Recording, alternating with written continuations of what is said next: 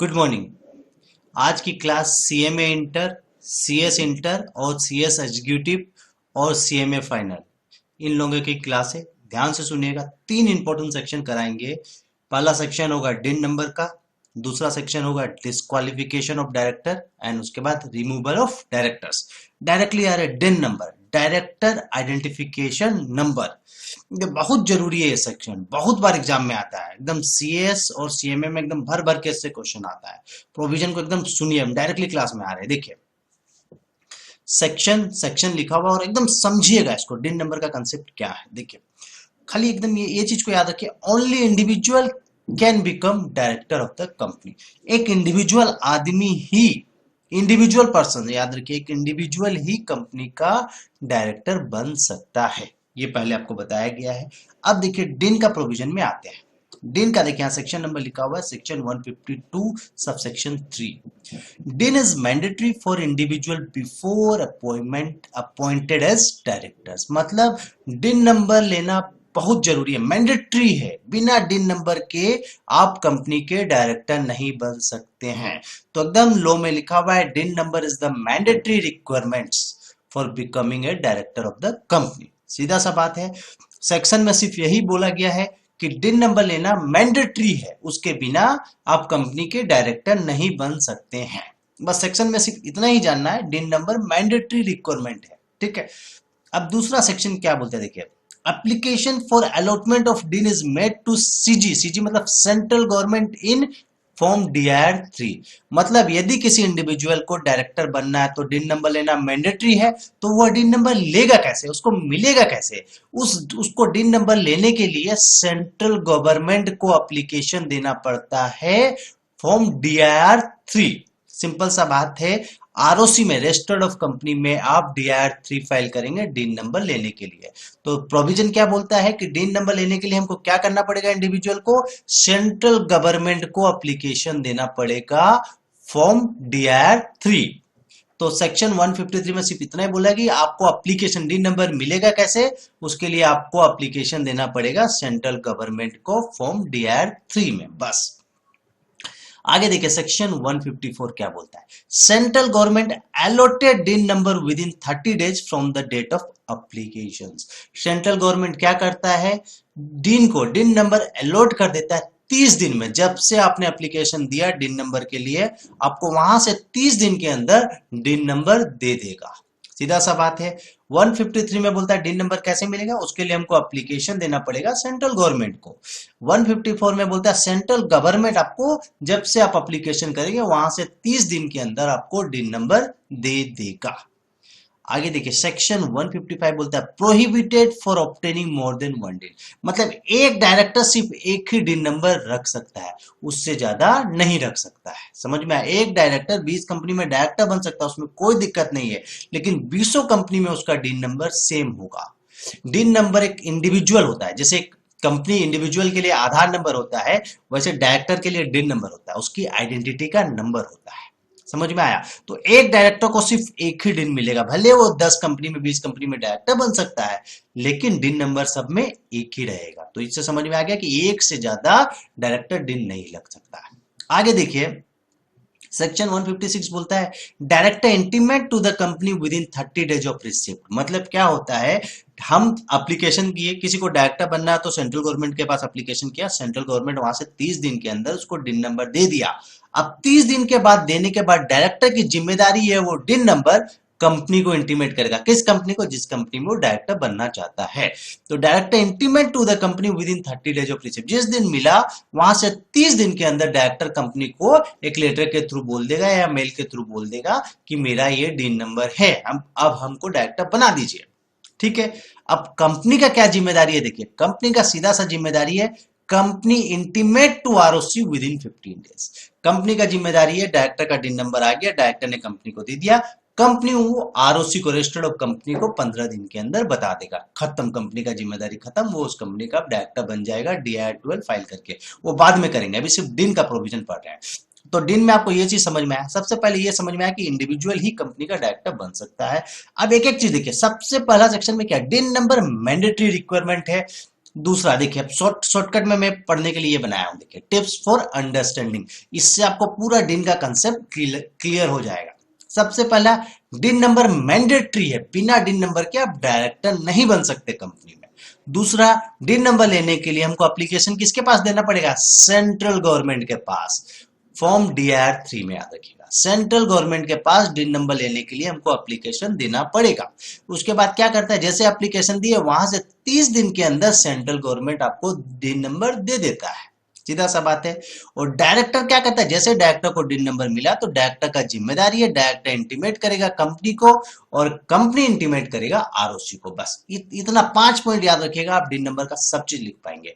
सीधा सा है, सबसे पहला मैंडेटरी है, दूसरा डिन नंबर लेने के लिए हमको सेंट्रल गवर्नमेंट के पास एप्लीकेशन देना पड़ेगा, तीसरा सेंट्रल गवर्नमेंट का जिम्मेदारी है कि हमको 30 दिन के अंदर दे, और डायरेक्टर का जिम्मेदारी है कि 30 दिन के अंदर कंपनी को बताए, और कंपनी का जिम्मेदारी है कि 15 दिन के अंदर ROC को वह डिन नंबर के बारे में बताए। बस डिन नंबर का सेक्शन यही खत्म हुआ, और कुछ नहीं है, सारा डिन नंबर उसमें कवर है। सिर्फ ये 5 पॉइंट याद रखिएगा, आप डिन नंबर का सब चीज लिख पाएंगे। अब नेक्स्ट क्वेश्चन पे आते हैं, describe the procedure for the resignations of directors. Resignation मतलब कंपनी को अब छोड़ना है, रिजाइन करना है आपको, तो उसका प्रोसीजर क्या है? देखिए ये बहुत इंपॉर्टेंट सेक्शन है, सेक्शन 168 में बोला गया है। सबसे पहला क्या है, देखिए एकदम अच्छा से प्रोविजन को समझिए। Director given return notice to the company for resignations, मतलब कोई भी डायरेक्टर कंपनी को छोड़ के जाना चाहता है, रिजाइन करना चाहता है कंपनी से, तो पहला जिम्मेदारी है डायरेक्टर का रिटर्न नोटिस देगा, लिखित में नोटिस देगा कंपनी को। ऐसा नहीं है कि ओरल नोटिस दे दिया, मुंह से बोल दिया हम कल से काम पे नहीं आएंगे, नहीं चलेगा, आपको रिटर्न नोटिस देना पड़ेगा, इट्स अ मैंडेटरी रिक्वायरमेंट। तो डायरेक्टर का पहला जिम्मेदारी है कि आप रिजाइन करना चाहते हैं कंपनी से, कोई दिक्कत नहीं, आप कर दीजिए, लेकिन हमको रिटर्न में नोटिस दे दीजिए। रिटर्न नोटिस लिख के दे देगा कि हम इस रीजन से रिजाइन कर रहे हैं या पर्सनल रीजन से रिजाइन करना चाहते हैं। तो सबसे पहला रिक्वायरमेंट है डायरेक्टर का रिटर्न नोटिस देगा डायरेक्टर कंपनी को। Director given return notice to the company for resignation. अब कंपनी का क्या जिम्मेदारी है, कंपनी को जैसे रिटर्न नोटिस मिला तो कंपनी क्या करेगा, company file ROC form DIR 12 within 30 days from the date of receiving return notice. Company का जिम्मेदारी है कि DIR 12 फाइल करेगा। डायरेक्टर का रेजिग्नेशन का कौन सा फॉर्म हुआ, DIR 12।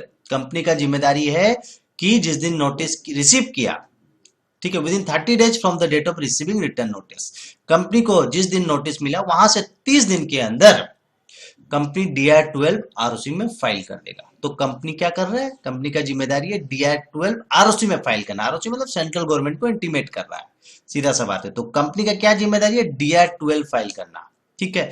अब director file ROC form DIR 11 within 30 days from the date of resignation. DIR 11 में डायरेक्टर, याद रखिए DIR 11 फाइल करना मैंडेटरी नहीं है, डायरेक्टर में फाइल, ठीक है, लेकिन DIR 12 फाइल करना मैंडेटरी है। The company self file DIR 12, याद रखिएगा।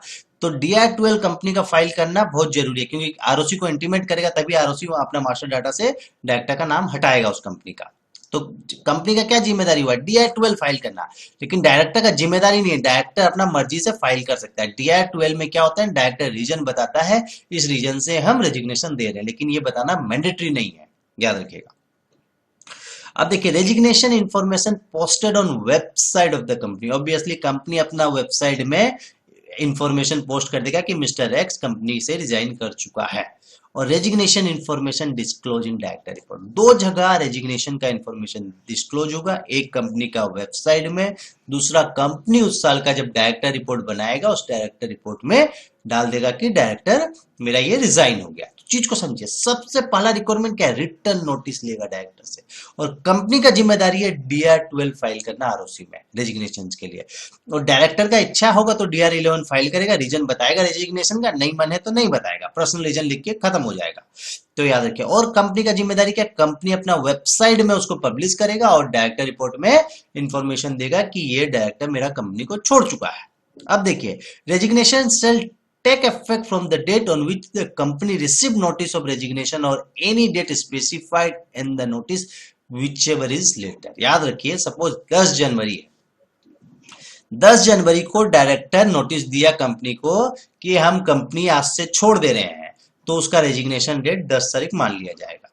सपोज 10 जनवरी को नोटिस दिया कि हम 12 तारीख से इस कंपनी का डायरेक्टर नहीं रहेंगे, ठीक है, 12 तारीख से हम अपना 2 दिन में सारा काम खत्म करके 12 तारीख से हमको इस कंपनी से कोई लेना देना नहीं है, 12 तारीख से मेरा रेजिग्नेशन एक्सेप्ट कर लिया जाए, हम 10 तारीख को ही वो नोटिस दे दिया, तो उस डेट में आप 12 तारीख लेंगे। विच एवर इज लेटर लिखा देखिए, resignation shall take effect from the date on which company receive notice of resignation, जिस दिन कंपनी ने नोटिस ऑफ रेजिग्नेशन रिसीव किया, और any date specify in the notice, notice में डायरेक्टर लिख दिया कि 12 तारीख से हम नहीं रहेंगे, तो whichever is later date को रेजिग्नेशन डेट माना जाएगा।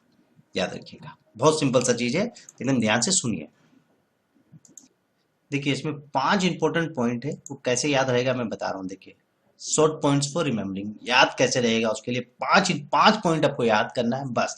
सबसे पहला पॉइंट क्या है, रिटर्न नोटिस। कंपनी क्या करेगा, डायरेक्टर क्या करेगा जब रिजाइन होगा, कंपनी को रिटर्न नोटिस देगा कि हम रिजाइन कर रहे हैं। कंपनी क्या करेगा, DI-12 फाइल करेगा डायरेक्टर का रेजिग्नेशन के लिए। उसके बाद क्या, डायरेक्टर में फाइल, यदि डायरेक्टर को लगेगा कि रीजन बताना चाहता है रेजिग्नेशन का, तो वो DR-11 ROC में फाइल कर सकता है, नहीं तो नहीं भी कर सकता है। ठीक है, चौथा है कंपनी अपना वेबसाइट में पब्लिश करेगा।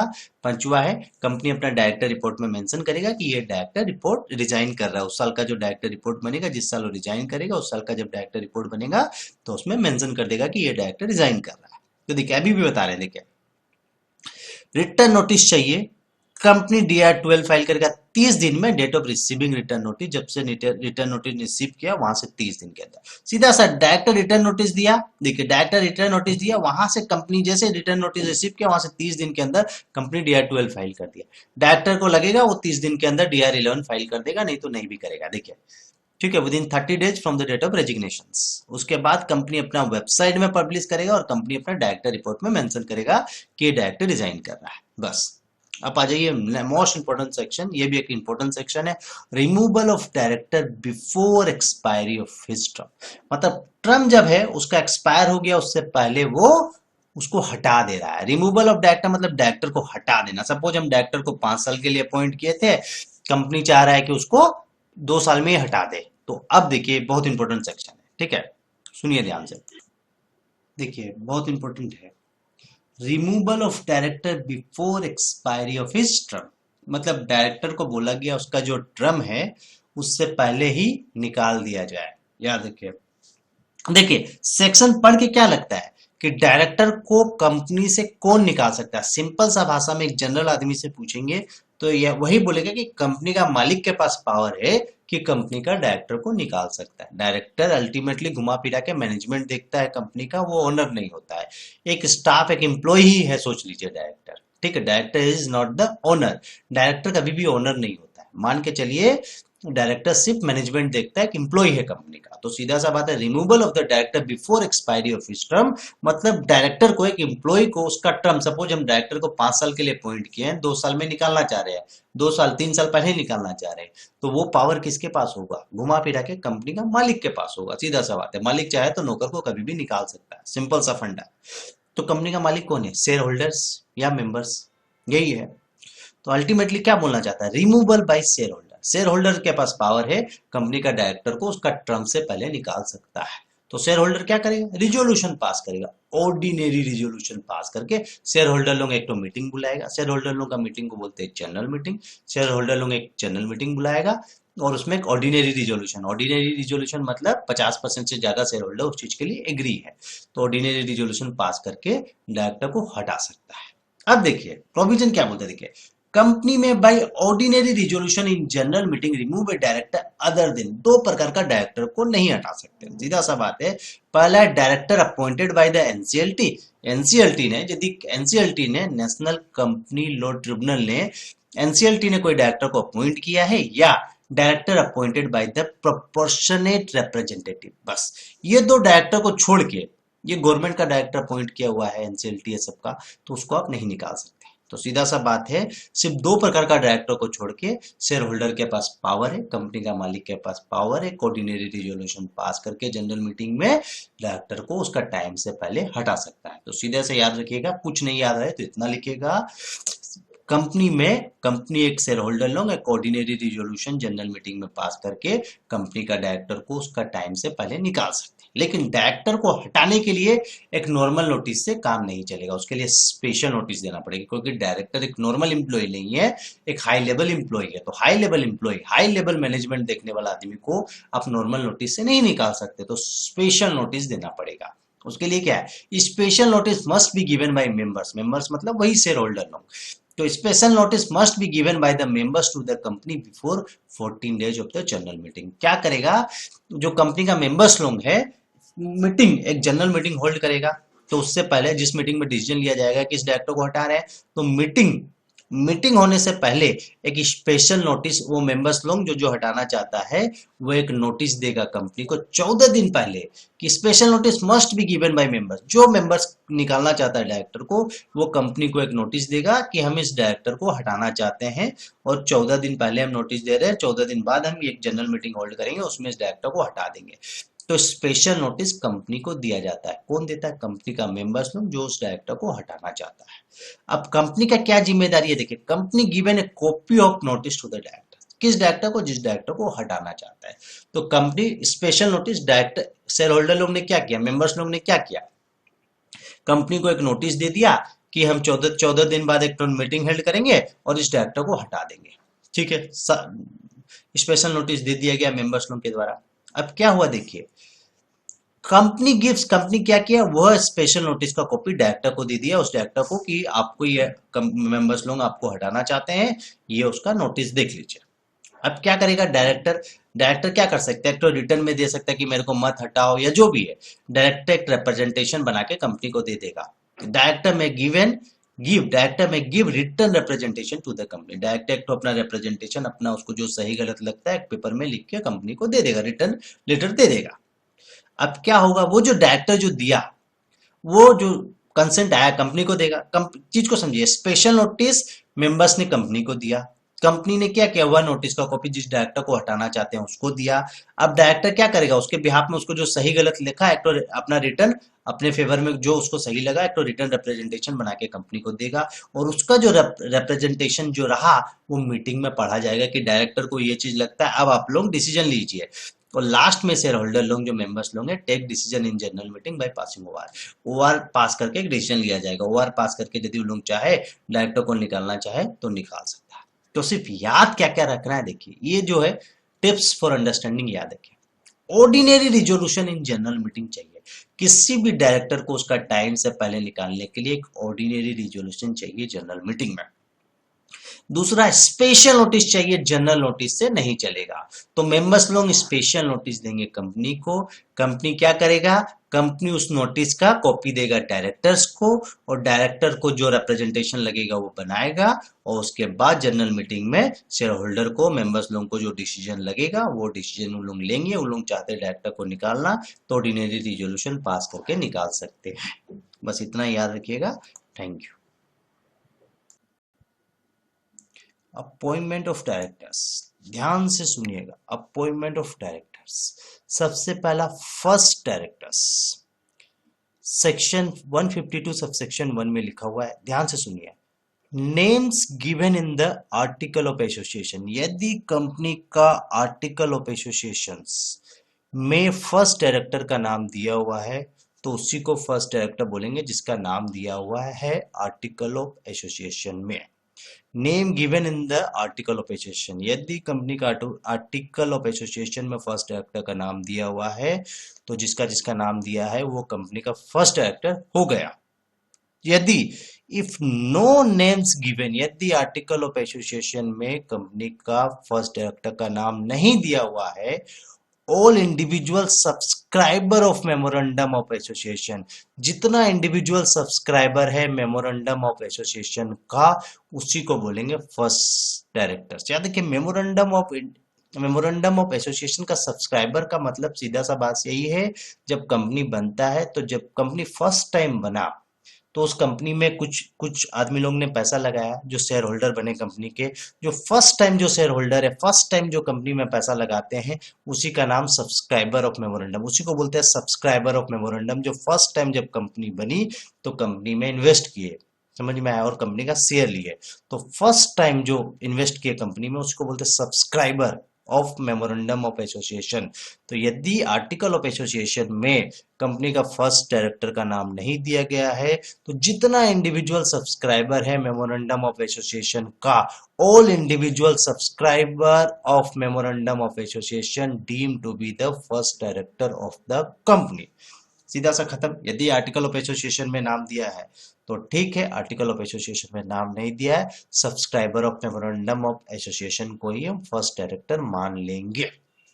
अब देखिए सेक्शन 152 सब क्लोज 2 में क्या लिखा हुआ है। देखिए subsection 2, 152 subsection 2, director appointed in the general meeting by passing OR. बोलता है share holder, ultimately power share holder के पास रहता है, कंपनी का मालिक वही है, वही डायरेक्टर को अपॉइंट कर सकता है। ठीक है, तो बोलता है appointed in the general meeting by passing OR. बोलता है शेयर होल्डर लोग डायरेक्टर को, कोई भी डायरेक्टर को जनरल मीटिंग में ऑर्डिनरी रिजोल्यूशन पास करके अपॉइंट कर सकता है।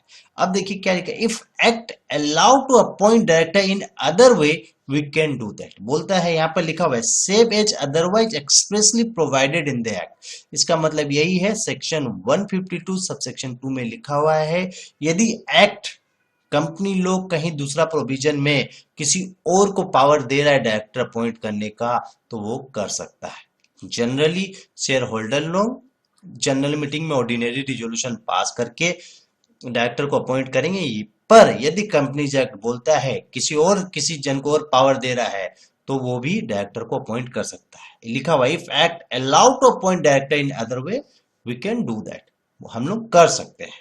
देखिए कैसे घुमा फिरा के कैसे आया। देखिए director appointed by the boards, company का बोर्ड ऑफ डायरेक्टर्स के पास पावर होता है दो डायरेक्टर को अपॉइंट करने का, एडिशनल डायरेक्टर और एक अल्टरनेट डायरेक्टर, और एक यदि कोई कैजुअल वैकेंसी होता है तो उसको भी बोर्ड ऑफ डायरेक्टर लोग कर सकते हैं। कैजुअल वैकेंसी मतलब कोई रिजाइन कर रहा है तो, ठीक है, चीज को समझिएगा, तीन चीज को कर सकता है। एडिशनल डायरेक्टर क्या होता है, ध्यान से सुनिएगा। एडिशनल डायरेक्टर सेक्शन 161 सबसेक्शन 1 में दिया है, बोर्ड में appoint additional director for reduce workload of current director. यदि कंपनी का काम बढ़ गया है, कंपनी में जितना करंट डायरेक्टर है उस काम को मैनेज नहीं कर पा रहा है, कंपनी को लगता है कि हम लोग को और डायरेक्टर चाहिए कंपनी का मैनेजमेंट संभालने के लिए, तो बोर्ड ऑफ डायरेक्टर लोग एडिशनल डायरेक्टर को अपॉइंट कर सकता है। ठीक है, लेकिन ये पावर बोर्ड के पास आया कैसे, ये याद रखिएगा, permission given in the article of association. मतलब कंपनी का आर्टिकल ऑफ एसोसिएशन में ये परमिशन दिया गया है बोर्ड के पास कि बोर्ड लोगों को ये पावर दिया गया कंपनी का आर्टिकल ऑफ एसोसिएशन में, तुम लोग को यदि जरूरत लगेगा तो तुम लोग कंपनी का एडिशनल डायरेक्टर को अपॉइंट कर सकता है। और ये पावर कौन दे सकता है, कंपनी का शेयर होल्डर लोग ही देंगे, कंपनी के जो मालिक है वही वो पावर देता है। तो घुमा फिरा के कंपनी का मालिक का ही परमिशन से ये हो रहा है, समझ में आया। तो लेकिन ये पावर बोर्ड को दिया है, यदि काम कम बोर्ड का वर्कलोड ज्यादा हो गया, उन लोग कंपनी का शेयर होल्डर का वेट नहीं करेगा कि एजीएम और जनरल मीटिंग कब होगा, उन लोगों के पास पावर दे दिया गया है कि उन लोगों को लगे कंपनी का वर्कलोड ज्यादा है, किसी और को डायरेक्टर अपॉइंट करना है और वो कर सकते हैं। और ये जो डायरेक्टर अपॉइंट हुआ है hold office up to the next AGM, company का जब नेक्स्ट एजीएम होगा तब तक ही डायरेक्टर रहेगा, और जब एजीएम होगा शेयर होल्डर लोग बैठेंगे तब लोग डिसीजन लेंगे कि इस एडिशनल डायरेक्टर को कब तक रखना है नहीं रखना, सब एजीएम में डिसीजन लिया जाएगा। तो सीधा सा बात है, एडिशनल डायरेक्टर को बोर्ड अपॉइंट कर सकता है, लेकिन उसका पावर कंपनी का आर्टिकल ऑफ एसोसिएशन में शेयर होल्डर लोग दे के रखे हैं बोर्ड को, तभी बोर्ड ये काम कर सकता, नहीं तो नहीं कर सकता है। तो घुमा फिरा के आर्टिकल ऑफ एसोसिएशन में दिया रहता है। ठीक है, अब देखिए अल्टरनेट डायरेक्टर सेक्शन 161 सबसेक्शन 2 में लिखा हुआ है, बोर्ड में appoint alternate director if original director absent more than 3 months from India. यदि कोई डायरेक्टर इंडिया से बाहर गया है 3 महीना और उससे ज्यादा के लिए, तो बोर्ड के पास पावर है उसकी जगह किसी और को अल्टरनेट डायरेक्टर रख सकता है। कंपनी का मैनेजमेंट देखने के लिए आदमी तो चाहिए, यदि आदमी घूमने बाहर गया है किसी भी रीजन से जाए 3 महीना से ज्यादा के लिए जाएगा, तो उसकी जगह दूसरा डायरेक्टर को बोर्ड रख सकता है। Alternate director may remains director only up to permissible period of original director। जिसको हम alternate director अपॉइंट करेंगे उसका पीरियड, होल्डिंग पीरियड कितना रहेगा, जितना ओरिजिनल डायरेक्टर का परमिसेबल है, बस उससे ज्यादा नहीं रह सकता, क्योंकि वो उसकी जगह आया है। सिंपल सा है। और ये भी permission given in the article of association, ये जो परमिशन दिया है अल्टरनेट डायरेक्टर का आर्टिकल ऑफ एसोसिएशन में दिया होना चाहिए। यदि आर्टिकल ऑफ एसोसिएशन में नहीं दिया हुआ है तो शेयर होल्डर से परमिशन लेंगे, एक जनरल मीटिंग होल्ड करके ऑर्डिनरी रेजोल्यूशन पास करा के, बिना शेयर होल्डर के परमिशन के नहीं होगा। आर्टिकल ऑफ एसोसिएशन में भी शेयर होल्डर लोग ही परमिशन देते हैं, क्योंकि article of association share holder का ही बनाया हुआ रहता है। अब देखिए और एक तो याद रखिएगा यहाँ पर, और एक तो आता है कैजुअल वैकेंसी। यदि कोई कैजुअल वैकेंसी होती है तो बोर्ड के पास पावर है कैजुअल वैकेंसी में यदि डायरेक्टर कोई रिजाइन करता है उसकी जगह वो अपॉइंट कर सकता है। ठीक है, अब देखिए सिंपल सा बात है, जब डायरेक्टर अपॉइंट करेगा तो कंपनी को क्या फाइल करना पड़ेगा, कंपनी को फॉर्म DR-12 फाइल करना पड़ता है 30 दिन, 30 days from the date of appointment. जिस दिन डायरेक्टर अपॉइंट हुआ वहां से 30 दिन के अंदर कंपनी DR-12 फाइल करेगा। और जो डायरेक्टर अपॉइंट होगा उससे एक तो कंसेंट लेगा कि वो डायरेक्टर बनना चाहता है, और उस कंसेंट में वो ये भी लिख के देगा कि वो डिस्क्वालीफाई नहीं है, डिस्क्वालीफाइड डायरेक्टर नहीं है। ठीक है, कंसेंट लेगा कि वो डायरेक्टर बनना चाहता है प्लस वो डिस्क्वालीफाई नहीं है, तो डायरेक्टर से DR-12 लेगा और कंपनी डायरेक्टर से DR-2 लेगा कंपनी। कंसेंट ऑफ डायरेक्टर क्या होता है, DR-2 लिया जाएगा कंपनी DR-2 डायरेक्टर से लेगा और कंपनी ROC में DR-12 फाइल करेगा फॉर अपॉइंटमेंट ऑफ डायरेक्टर्स। ठीक है, थैंक यू।